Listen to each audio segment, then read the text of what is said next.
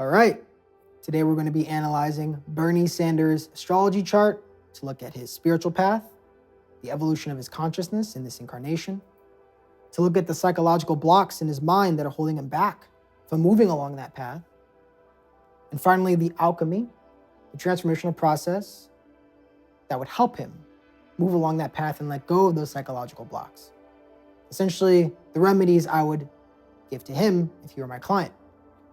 Okay, so looking at the chart, we always start off with the South Node, North Node, Ketu, Rahu axis, okay?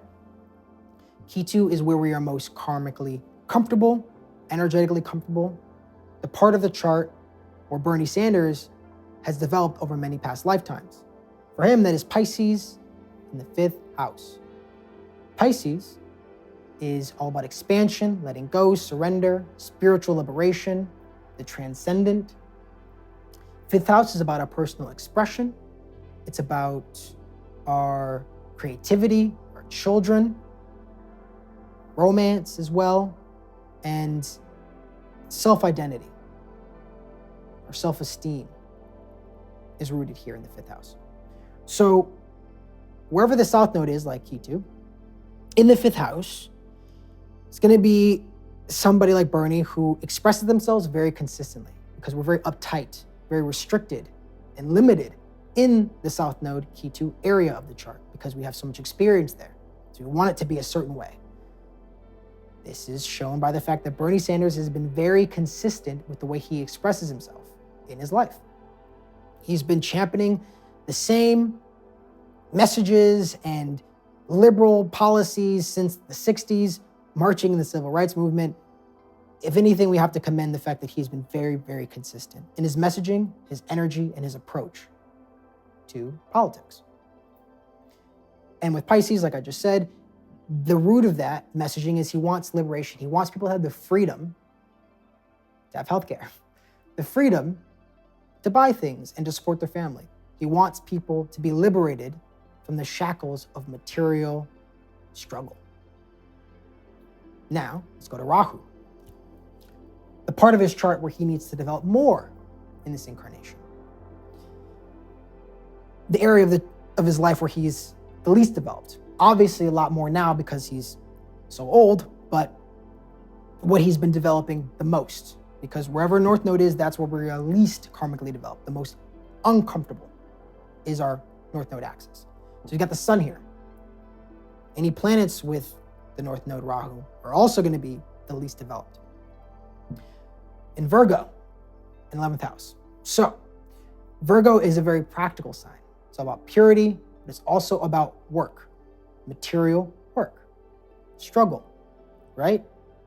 Consistency, being pragmatic, the grind, also being detail-oriented. Pisces is expansive, Virgo is refined, very fine, detail-oriented. In the 11th house of society, social networks, community, hopes, dreams. So with Rahu, with the sun, Virgo, 11th, to bring it all together, to make a clear picture for what Bernie Sanders is meant to do in this incarnation, to spiritually evolve, he's meant to essentially step into his power, sun, be a leader, again, sun, into a powerful leader. Also, sun can represent the government. He works for the government. As we know, he's a politician. So, working as a leader, working as an authority figure to help society in practical, pragmatic ways, in tangible ways that alleviate the material work struggle. That's what he's meant to do, is to essentially manifest his ideals. So what is blocking him from doing that? What is holding him back, psychologically, Bernie Sanders, from moving along that path to the best of his ability? Well, idealistic. And in this instance, overly idealistic, overly expansive. He leans too much on his Ketu in Pisces with wanting to pass certain policies that just aren't going to pass. Not saying that they're good or bad. It's up to you to decide, for everyone to decide on their own. If you agree with the social democratic process or party belief systems, ideologies. Neither here nor there, he's had a lot of problems passing legislation because of the fact that the policies he proposes are so radical. Because also the fifth house is our individualistic expression. So he's okay with being the black sheep. He's okay with standing out from the crowd. But that means by not working with his community, with his peers, 11th house peers, or contemporaries, by standing out because he's not comfortable in that situation, because he wants to produce his vision consistently, that means that he's not going to be able to get his peers, his associates, his community of congressmen on board. He's good at moving the masses, but not moving legislation. Stress. Now, you don't even need to look at his chart to know the man is stressed just by like his shoulder position. Super tight, very tense individual. But to see it in the chart, to see it astrologically, this Mercury Mars is the culprit, unfortunately, because Mars is not like Mercury. Whenever Mercury looks at Mars, or Mars is in a Mercury sign like Gemini or Virgo, it's starved. And when Mercury starves Mars through aspect or conjunction or in the same sign, what does that look like? It looks like somebody who overthinks. Why? Because Mars is the part of ourself that is our will, our instinctual reaction. It's the part of ourself that logically fixes problems that are meant to be solved. And it only comes out when there's an emergency. You only want to use your Mars when you really, really need it, when it's life or death or a big emergency. Mercury, we use all the time. We're constantly trying things, thinking about things, trial and error, experimenting, exploring, observing with non-attachment. That's Mercury. But when you have Mercury looking at Mars, starving it, you have somebody whose mind is constantly ruminating, thinking about emergencies, thinking about fires it needs to put out, thinking about problems it needs to fix. It's a lot of stress and anxiety. And when that stress and anxiety is not properly processed and let go, builds up in the body, and you get somebody like Bernie Sanders who talks like this, with his super high, tight shoulders and tense expression. This also makes him rigid. And why is he rigid?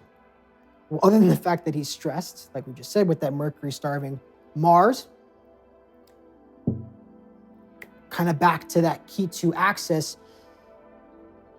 When you have Ketu anywhere, that's where we're uptight. And if your self-expression, your fifth house, is uptight with Ketu, South Node there, he's overly rigid in his expression and his path. He feels like he needs to do it this way, that Pisces energy. And so he's going to be more resistant to being flexible or compromising, working with others, working with his associates, community, society, to find that compromise. Because Virgo is Mercury. Mercury's all about making a deal, making compromises. Donald Trump has, he's a Gemini. He also has Rahu there, so he's also developing his Gemini. He also has Sun there too, like Bernie, which is interesting. I have a whole video on it too, you can check out on my channel. But he is having problems with his peers because he's too rigid. So we can commend him for his consistency, but also acknowledge that you might need to loosen up a little bit. So what does he need to do? Hearing all that, what would be the transformational process, the remedies I would give to him if you're my client? First, ground. He's a New York guy, living in New York all his life, I think. A lot of concrete, not a lot of nature. The man needs to put bare white feet to grass. Bernie needs to touch grass, is what I'm saying. He needs to ground himself. This will balance out that overly idealistic, super expansive, big picture thinking to make it more practical and grounded here on Earth. A lot of people will say what Bernie says is beautiful.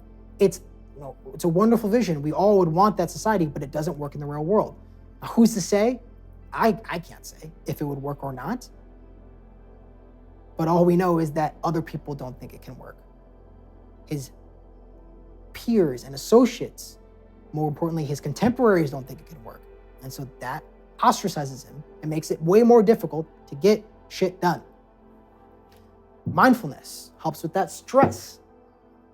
Breathing, bringing your awareness into the body. It's amazing how much you can loosen up the tightness in your body through breath, through awareness, through sitting with himself.